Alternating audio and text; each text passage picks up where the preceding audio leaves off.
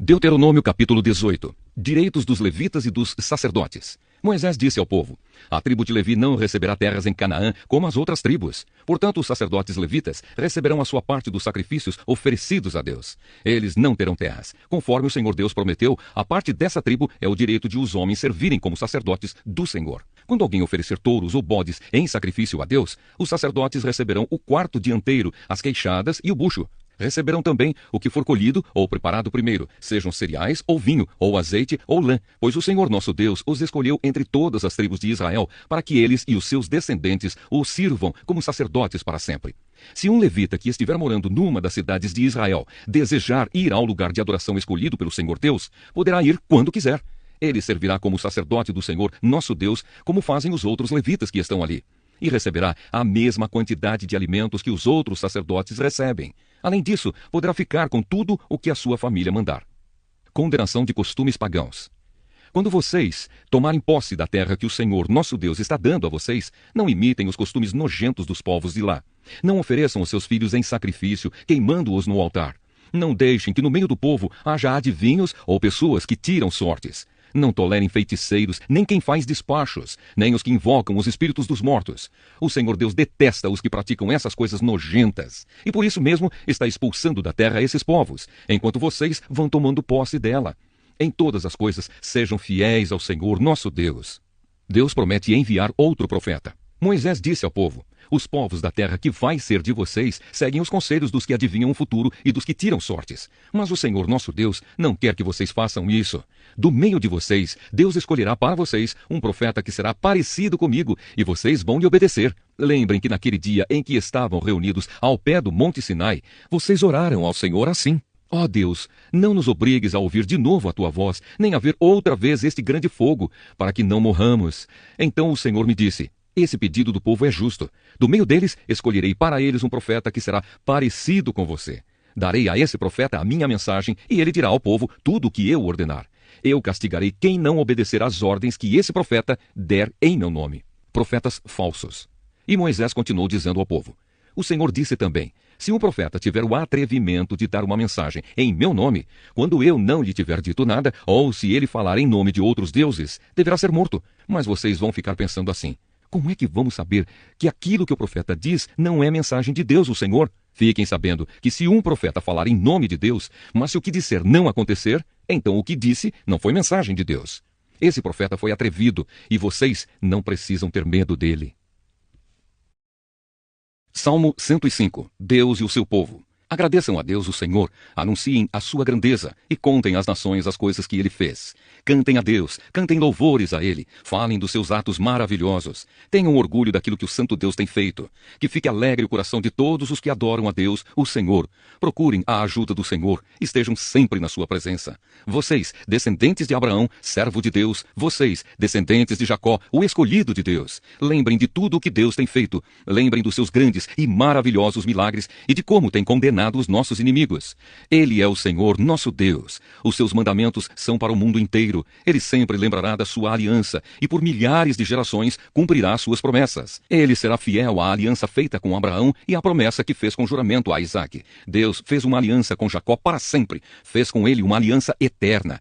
Naquela ocasião, Deus disse: eu lhe darei a terra de Canaã, e ela será de vocês para sempre. Eles eram muito poucos, eram estrangeiros na terra prometida. Andavam de país em país, de reino em reino. Mas Deus não deixou que ninguém os maltratasse. E para protegê-los, avisou reis. Ele disse: não toquem nos servos que eu escolhi, não maltratem os meus profetas. Deus fez com que houvesse fome na terra deles e deixou o seu povo sem alimento. Então mandou na frente deles um homem chamado José, que havia sido vendido como escravo.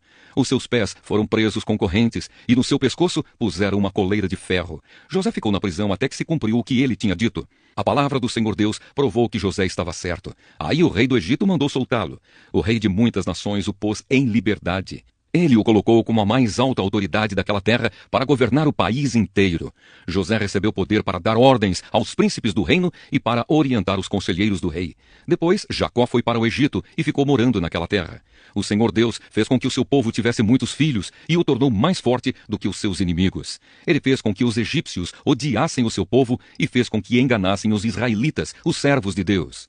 Então Deus enviou o seu servo Moisés e também Arão, a quem havia escolhido. Eles fizeram milagres de de Deus no Egito e ali realizaram coisas maravilhosas. Deus mandou uma escuridão que cobriu a terra, mas os egípcios não obedeceram às suas ordens. Ele transformou em sangue os rios do Egito e matou todos os seus peixes. A terra do Egito ficou cheia de rãs que invadiram até o palácio do rei.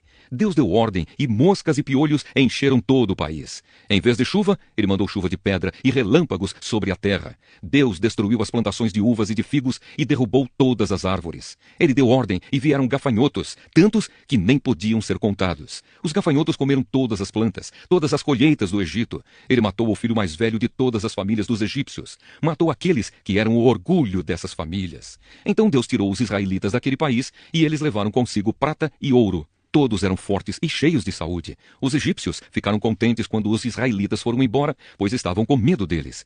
Deus pôs uma nuvem por cima do seu povo e fogo para guiá-los durante a noite. Eles pediram e Deus mandou codornas, e do céu deu a eles pão bastante para matar a fome. Ele partiu uma rocha e jorrou água, que correu pelo deserto como um rio, pois ele lembrou da sua santa promessa feita a Abraão, seu servo. Assim, Deus tirou do Egito seu povo escolhido, e eles saíram de lá cantando e gritando de alegria. Deus lhes deu as terras de outras nações e deixou que tomassem os campos delas, para que eles obedecessem às suas leis e guardassem os seus mandamentos. Aleluia!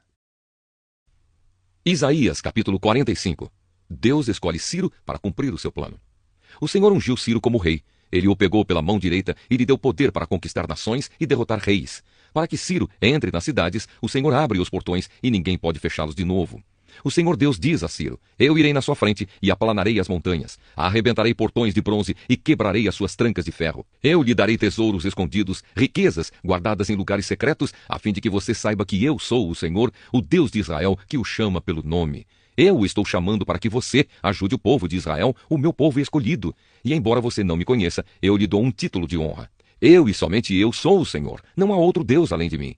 Embora você não me conheça, eu lhe dou força para lutar. Faço isso para que, de leste a oeste, o mundo inteiro saiba que, além de mim, não existe outro Deus. Eu e somente eu sou o Senhor. Eu sou o Criador da luz e da escuridão e mando bênçãos e maldições. Eu, o Senhor, faço tudo isso. Assim como a chuva vem de cima, eu enviarei do céu a minha vitória. A terra se abrirá para recebê-la e fará brotar a salvação e a liberdade. Eu, o Senhor, farei isso. O poder soberano de Deus. Um vaso de barro não briga com quem o fez. O barro não pergunta ao oleiro: o que é que você está fazendo? Nem diz: você não sabe trabalhar. E um filho não se atreve a dizer aos seus pais: por que vocês fizeram com que eu viesse ao mundo? O Senhor, o Santo Deus de Israel, o seu Criador, diz: por acaso vocês vão exigir que eu explique como cuido dos meus filhos? Vocês querem me ensinar a fazer as coisas? Foi eu que fiz a terra e criei os seres humanos para morarem nela. Com as minhas próprias mãos estendi o céu e ordenei que o sol, a lua e as estrelas aparecessem. Eu mesmo ordenei a Ciro que começasse a agir e lhe prometi a vitória. Eu aplanarei os caminhos por onde ele vai passar. Ele reconstruirá Jerusalém, a minha cidade, e porá em liberdade o meu povo que está no cativeiro, sem exigir nenhum pagamento para fazer isso. Sou eu, o Senhor Todo-Poderoso, quem está falando.